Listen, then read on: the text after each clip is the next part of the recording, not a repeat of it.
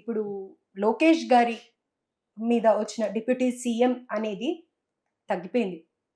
రోజు రోజుకి అసలు ఇంకా దాని గురించే మాట్లాడొద్దు అని అంటూ ఉన్నారు. మీ ఉద్దేశంలో డిప్యూటీ సీఎం అవ్వాలి అనంటే లోకేష్ గారు పనికొస్తారా? లేదు, నా అర్హత దృష్టి- ఉందంటారా? Yeah, he's నా the best. దృష్టిలో లోకేష్ డిప్యూటీ సీఎం ఇవ్వాలి. డిప్యూటీ సీఎం పెట్టి సీఎం కూడా ఇవ్వాలి. Hmm. ఎందుకంటే He's the best. ఇప్పుడు లోకేష్ కి ముఖ్యమంత్రి ఇవ్వాలన్నదే నా కోరిక. అతనికి చేయాలి కూడా.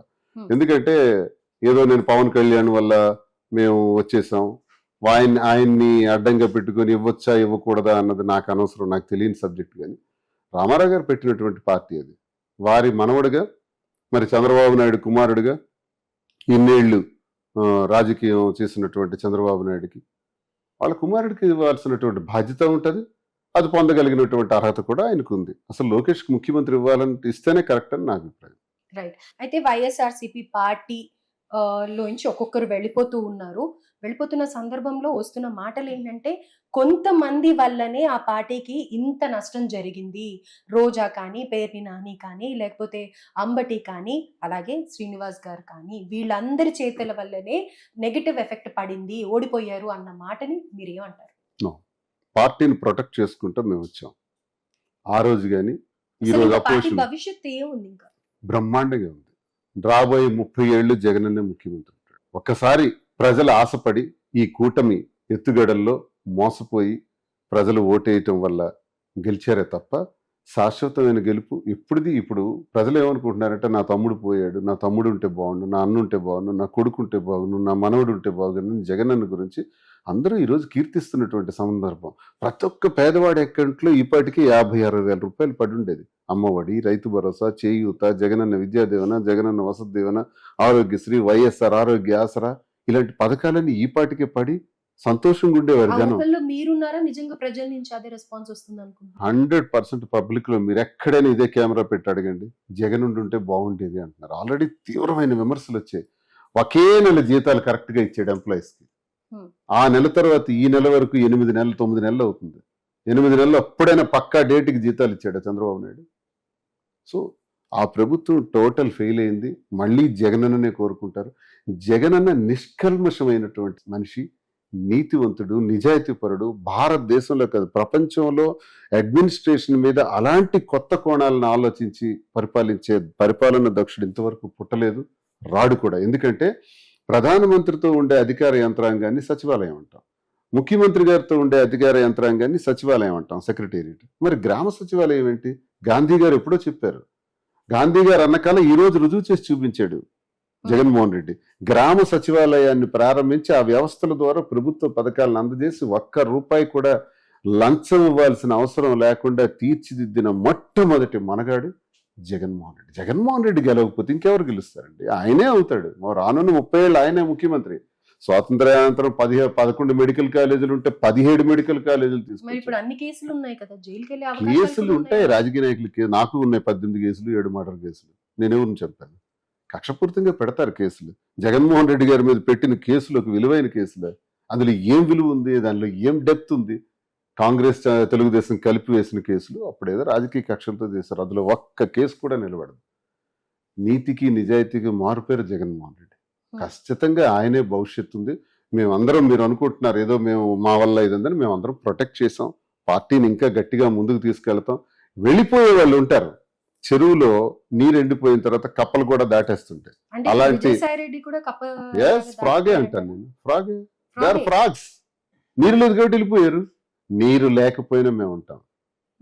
నీరు లేకపోయినా, ఎండిపోయినా, ఎంత ఇబ్బందులు వచ్చినా అదే చెరువులో జగనన్నతోనే ఉంటాం. మళ్ళీ నీరు వస్తుంది, మళ్ళీ చెరువు నిండుతుంది, మళ్ళీ అందరూ వస్తారు, మళ్ళీ అన్ని కప్పలు వస్తాయి. వ్యవహారం చూసినట్టయితే గనక ఏదో అసంతృప్తిగా ఉన్నట్టు, పార్టీ మారబోతున్నారు, ఎస్పెషల్లీ జనసేనకి రాబోతున్నారు అని అంటున్నారు. దాని గురించి ఏమంటారు? నేను అలా వెళ్ళలేదండి. Kethireddy is very good leader. Party పరంగా ఉన్న లోపాలని ఎత్తి మేము కార్యకర్తలు కొంచెం మేలు చేయలేకపోవని నేను చెబుతున్నా. పార్టీ ఎలా వెళ్ళిందంటే ప్రజల్ని సేవ చేయడంలో, ప్రజల్ని దృష్టిలో పెట్టుకుని పార్టీ గవర్నమెంట్ 5 సంవత్సరాల్లో కూడా వెళ్ళింది. అందులో 2.5 ఏళ్ళు కరోనాతో పోయింది. మిగతా 2.5 ఏళ్లే మా పరిపాలన. జగన్మోహన్ రెడ్డి గారు పరిపాలించింది 2.5 ఏళ్లే. అందులో ప్రజల మీద ఎక్కువ ఫోకస్ పెట్టాం. ఈ పరిస్థితిలో, ఈ పరంపరలో కార్యకర్తల మీద కొంచెం ఫోకస్ తగ్గింది అనేది నేను కూడా అంటాను. అందరం అదే అంటున్నాం. కార్యకర్తలకు కొంచెం సరిగ్గా చూడలేకపోయింది కాబట్టి ఈ నష్టం జరిగింది. అందుకే 2.0 స్టార్ట్ అవుతుంది. ఎగ్జాక్ట్లీ 2.0 ఏ ఉండబోతోంది? New version. న్యూ వెర్షన్ లో ఏంటి, ఏం న్యూ చూడబోతుంది? వెర్షన్ మీన్స్ పబ్లిక్ లో మేము ఇచ్చినటువంటి వాగ్దానాల్ని ఇంకా అమలు చేసే విధానంలో నీతిగా నిజాయితీగా అన్నది ప్రతి ఒక్కటి కూడా ఎలా అయితే చేసామో ఇంకా ఇంప్రూవింగ్, అయితే ఫీజు ఇంకా ఇంప్రూవింగ్, ఇంకా మాడిఫైడ్ గా రానిలేదు కదా. ఇంకా మాడిఫైడ్ గా వెళ్తాం. కార్యకర్తల్ని పట్టించుకోలేదన్నటువంటి అపవాదు నుంచి కార్యకర్తల్ని గట్టిగా భుజాన వేసుకుంటూ మోసుకుంటూ ముందుకెళ్లాలన్నది న్యూ వెర్షన్. అయితే ఇప్పుడు ఆ ఫీజు పోరు అనేది కూడా పోస్ట్పోన్ చేస్తూ వస్తున్నారు. ఆల్రెడీ ఇప్పటికే ఒక 2-3 సార్లు పోస్ట్పోన్ చేశారు. అండ్ మొన్న లండన్ నుంచి వచ్చాక సంక్రాంతి తర్వాత డెఫినెట్ గా ఫీజు పోరుపై మాట్లాడతారు అని అన్నారు. మరి ఇప్పుడు కూడా ఇంకా దాని మీద ఏం చెప్పట్లేదు కదా. వీఆర్ వెయిటింగ్ ఫర్ ద ఇంకా టైం. దేని గురించి ఎందుకంటే వెయిట్ చేస్తున్నట్టు ఎందుకంటే అనిపించట్లేదు. జగనన్న విద్యా దీవెన, జగనన్న వసతి దీవెన హాస్టల్లో 20,000 రూపాయలు ఖచ్చితంగా ఇవ్వాలి. ఇప్పటికి 3 విడతలు గడిచిపోయింది. అలాగే జగనన్న విద్యా దీవెన కూడా కాలేజీ ఫీజులన్నీ కూడా 3 విడతలు గడిచిపోయాయి. మరొక్క 15 రోజులు 20 రోజులు నెల రోజులు ఆగితే మరో విడత కూడా పోయి ఎంత నష్టం జరిగింది విద్యార్థికి అన్నది ఒక క్యాలిక్యులేషన్ వస్తుంది. వసతి ద్వారా ఎంత నష్టం కోల్పోయాం, విద్యా దీవెన వల్ల ఎంత నష్టాన్ని విద్యార్థులు కోల్పోయినారు చేయాల్సిన అన్నది నష్టం అంతా చేశారు. కేవలం ఇంగ్లీష్ మీదనే కాన్సన్ట్రేట్ చేశారు. స్కూల్లోకి వెళ్ళినప్పుడు అక్కడ వసతులు ఏం లేవు అని అనేసి అని అంటూ ఉన్నారు కదా. ప్రపంచ చరిత్రలో స్కూల్స్ గురించి ఆలోచించిన మొట్టమొదటి వ్యక్తి జగన్మోహన్ రెడ్డి. ఎందుకంటే నాడు నేడు ద్వారా నేను రాజకీయాల్లో 25 సంవత్సరాల నుంచి ఉన్నాను. కలెక్టర్ గారి దగ్గరికి వెళ్ళి రూమ్ ఇవ్వండి సార్ స్కూల్కి అని అడిగితే మేము ఎంత అడిగినా ఇవ్వలేకపోయిన పరిస్థితి, ఎన్ని ప్రభుత్వాలు వచ్చినా ఇవ్వలేని పరిస్థితి. జగన్మోహన్ రెడ్డి గారు వచ్చిన తర్వాత 16,000 కోట్ల రూపాయలతో స్కూల్స్ అన్ని కూడా మొత్తం సాచురేషన్ పద్ధతికి తీసుకొచ్చేసినారు.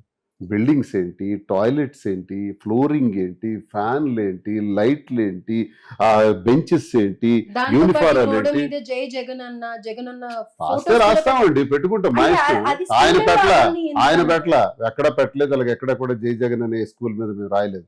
స్కూల్ మీద స్టిక్కర్లు ఉండేవి కదా. పిల్లలకు సంబంధించిన బొమ్మలు అవన్నీ కూడా మేము పెట్టామే తప్ప, కాంపౌండ్ వాల్స్ని బ్రహ్మాండంగా తీర్చిదిద్దాం తప్ప, మా రంగుల్ని చూసి బ్లూ రంగు వేశారు, ఆకుపచ్చ రంగు వేశారు, ఇది పార్టీకి సింబల్ అనేదో అనుకుని ఉండొచ్చు. మేము అది ఆ పరిస్థితి ఎప్పుడు చేయలేదు. జగన్మోహన్ రెడ్డి గారి స్టిక్కర్స్ ఏ స్కూల్ మీద అంటించలేదు. అవన్నీ అవాస్తవాలు. మాలాంటి చెప్పుకుంటాం జగన్మోహన్ రెడ్డి గారి వల్లే ఇంత జరిగింది అని. మేము కార్యకర్తగా చెప్పుకుంటున్నాం. అది స్కూల్స్ అన్ని ఈరోజు సాచురేషన్ బ్రహ్మాండంగా తీర్చిదిద్దాడు. గోరుముద్ద బ్రహ్మాండంగా ఉంది. పిల్లలు తాలూకా షూ ఇలా పట్టుకొని, ఈ షూ నా మేనగోళ్ళకి నా చెల్లెలకి ఇది బాగుంటుందా, నా నా నా మేనల్లుడికి అని షూ చెక్ చేస్తాడా ఈ ముఖ్యమంత్రి అని? మేనల్లుడు చదువుకున్న పిల్లల తాలూకు యూనిఫారాలు టెస్ట్ చేస్తాడా, క్లాత్ ఎలా ఉంటుందని? ఎవరున్నాడండి ఇంత హ్యుమానిటీ? అమ్మఒడి 15,000 రూపాయలు ఇస్తాడా అంటే ఆ తల్లికి భరోసాగా పిల్లల్ని చదివించుకోవడానికి చూసే ఎవరైనా ఉంటారా? ఆరోగ్యశ్రీ ఇస్తే